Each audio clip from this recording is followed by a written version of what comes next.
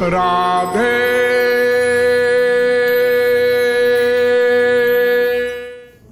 आज श्री राधा रानी का प्राकट्य दिवस है। जन्म दिवस नहीं कहेंगे क्योंकि उनका जन्म नहीं होता, प्राकट्य ही हुआ है, इसलिए प्राकट्य दिवस ही है, अवतार दिवस कह सकते हैं। श्री राधा रानी जिनके बिना श्री कृष्ण आधे हैं, क्योंकि श्री कृष्ण शक्तिमान है और राधा रानी उनकी शक्ति है।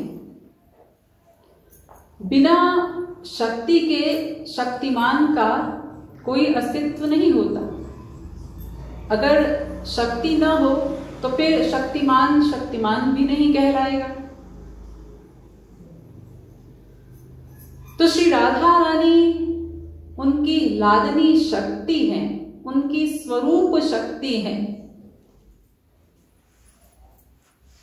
श्री राधा रानी की कृपा से ही ठाकुर जी के समस्त कार्य हुआ करते हैं।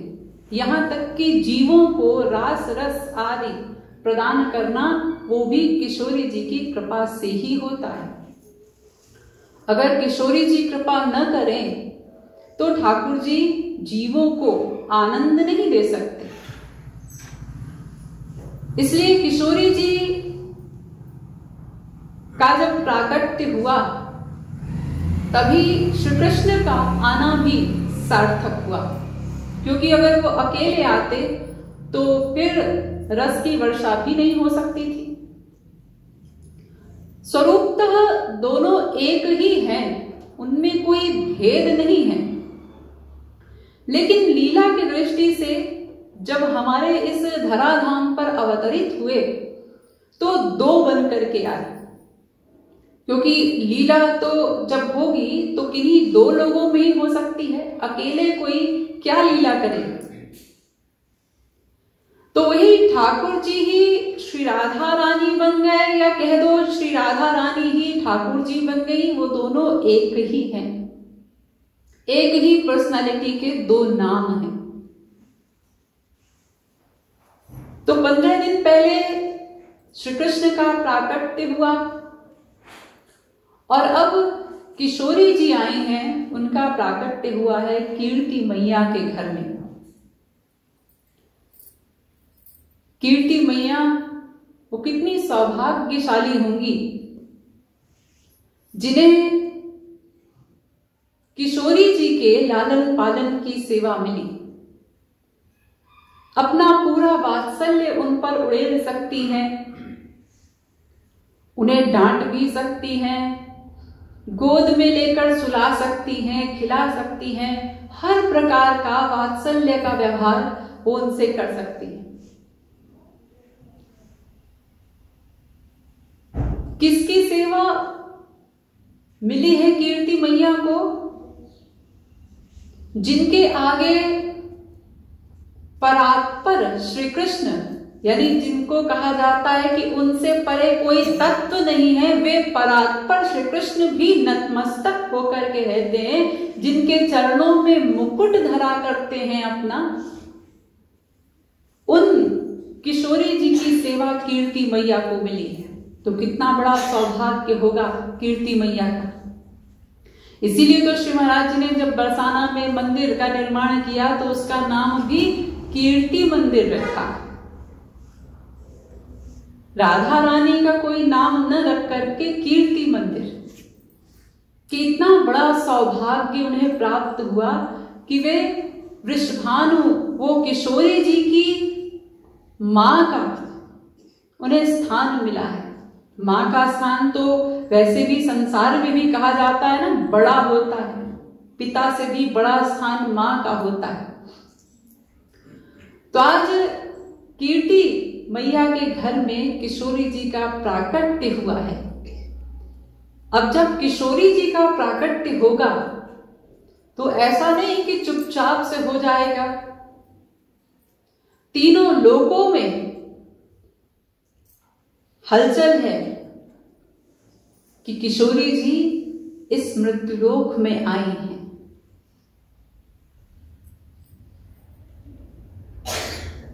तो ब्रह्मा जी, उनको भी पता चला कि किशोरी जी हमारे ब्रह्मांड में आई हैं। चतुर्मुखी ब्रह्मा का ब्रह्मांड है ये। किशोरी जी ने उनको प्रेरणा कर दी थी कि हम जा रहे हैं तुम्हारे ब्रह्मांड में। तो जब प्राकट्य हुआ तो ब्रह्मा जी आए कि हमारे ब्रह्मांड में किशोरी जी आई हैं, तो फिर हम पीछे क्यों रहें, हमें भी कोई सेवा मिलेगी। तो हमने अभी जब वेदों को प्रकट किया था, तो वो वेदों को प्रकट करना तो हमारा अब सार्थक होगा, क्योंकि अब किशोरी जी का जब प्राकट्य हुआ है तो उन्हीं वेद मंत्रों के द्वारा हम किशोरी जी की स्तुति करेंगे। तो ब्रह्मा जी आ गए स्वस्त्ययन पाठ करने के लिए, और चारों वेदी पीछे नहीं रहे। उन्होंने भी कहा भाई हम भी चलेंगे। तो जब ब्रह्मा जी आए भानु भवन में स्वस्त्ययन पाठ करने के लिए, तो चारों वेद भी मूर्तिमान होकर के खड़े हैं वहां पर हाथ जोड़े कि हमारा भी जो प्राकट्य हुआ था, आज किशोरी जी के प्राकट्य में स्तुति गा करके हमारे मंत्रों द्वारा हमारा भी जीवन सार्थक हो गया, हमारा होना भी, हमारा अस्तित्व भी सार्थक हो गया। तो ब्रह्मा जी स्वस्त्ययन पाठ कर रहे हैं और नारद जी वे भी आए। अब किशोरी जी का प्राकट्य हुआ है तो उनका गुणगान करने वाला भी कोई चाहिए। तो उनका गुणगान कोई ऐसा वैसा व्यक्ति तो कर नहीं सकता, कोई साधारण पर्सनालिटी। इसलिए उनका गुणगान करने के लिए, उनकी विरदावली गाने के लिए नारद जी आए हैं। नारद जी विरदावली गा रहे हैं किशोरी जी की, और विरदावली गाते गाते भानु दुलारी की जय, कीर्ति कुमारी की जय, जय घोष कर रहे हैं साथ साथ। और पाठ हो रहा है वेदों का, गुणगान भी हो रहा है किशोरी जी का। तो अब किशोरी जी का प्राकट्य है तो नृत्य भी होना चाहिए। इसलिए नृत्य कौन करे? तो नृत्य तो बढ़िया स्वर्ग की अप्सराएं करती हैं, स्वर्ग के गंधर्व आदि करते हैं। उनके नृत्य के आगे तो संसारी किसी व्यक्ति का नृत्य क्या कहा जाएगा, उसके विषय में नगण्य है। लेकिन ये स्वर्ग की अप्सराएं, गंधर्व आदि नहीं, आज तो किशोरी जी के प्राकट्य की खुशी में कैलाश से स्वयं शंकर जी आए हैं नृत्य करने के लिए, क्योंकि नृत्य में तो उनको विशेषता हासिल है। उनका विशेष प्रकार का नृत्य है तांडव नृत्य। तो शंकर जी आए हैं, तांडव नृत्य कर रहे हैं। उस तांडव नृत्य के आगे और कोई नृत्य आप समझ नहीं पाएंगे कि उसके आगे भी कोई नृत्य हो सकता है। और ये तांडव नृत्य संसार में भी लोग किया करते हैं, लेकिन वो सब एक तरह से कह दीजिए कि जोकरी के जैसा है, क्योंकि तांडव नृत्य जो है वो सामान्य अवस्था में हो ही नहीं सकता, वो समाधि अवस्था में ही होता है। तो शंकर जी की वो समाधि की अवस्था है कि वो इतने प्रसन्न हैं कि हमारे आराध्य की भी आराध्या आज इस धराधाम पर आई हैं, तो हम नृत्य करेंगे। तो समाधि में नृत्य कर रहे हैं, सुधि बुद्धि देह बिसारी, सुध बुध भूल करके देह की, क्योंकि समाधि है, समाधि में नृत्य हो रहा है। और अब किशोरी जी आई है तो उनकी आरती भी होनी चाहिए। आरती कौन करेगा? पर आरती भी सामान्य आरती नहीं, आरती करने के लिए भी विशेष पर्सनालिटीज आएंगी। कौन? उमा, रमा, ब्रह्माणी आदि।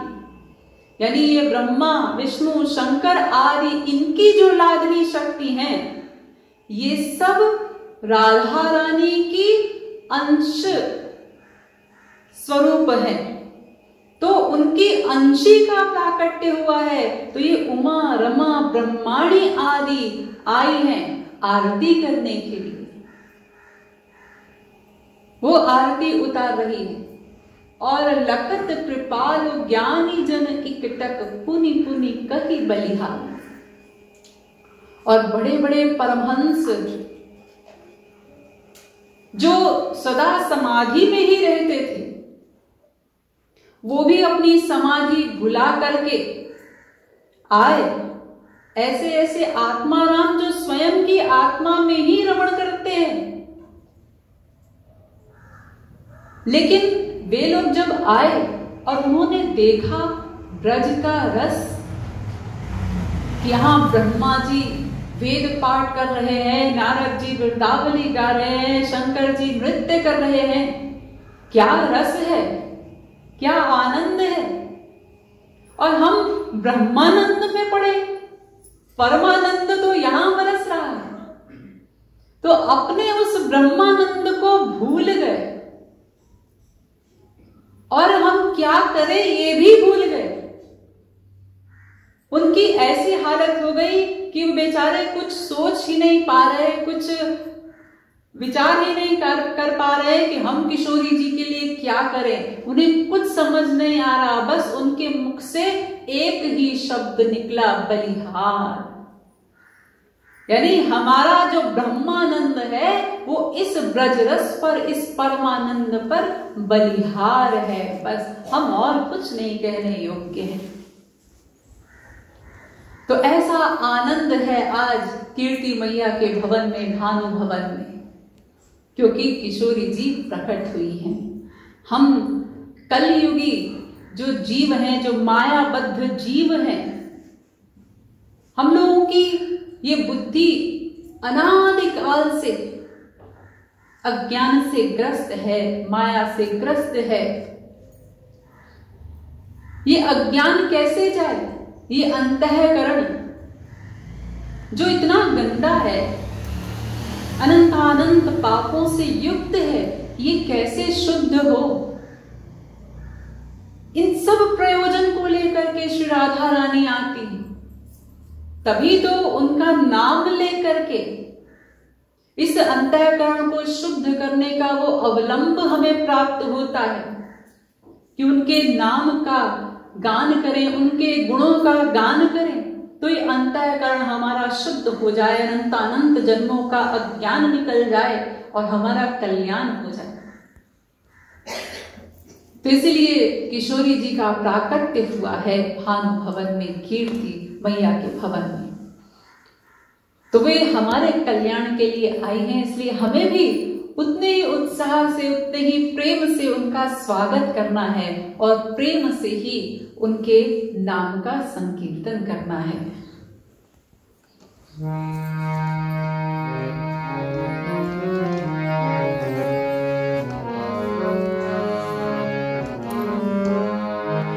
बोलिए कीर्ति कुमारी की, भानु दुलारी की। कीर्ति घर प्रकटी, कीर्ति कुमारी, कीर्ति घर प्रकटी, कीर्ति कुमारी।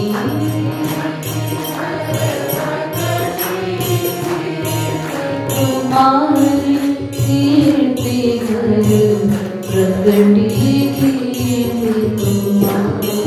कीर्ति घर प्रकटी, कीर्ति कुमारी, कीर्ति घर प्रकटी, कीर्ति कुमारी। कीर्ति घर प्रकटी,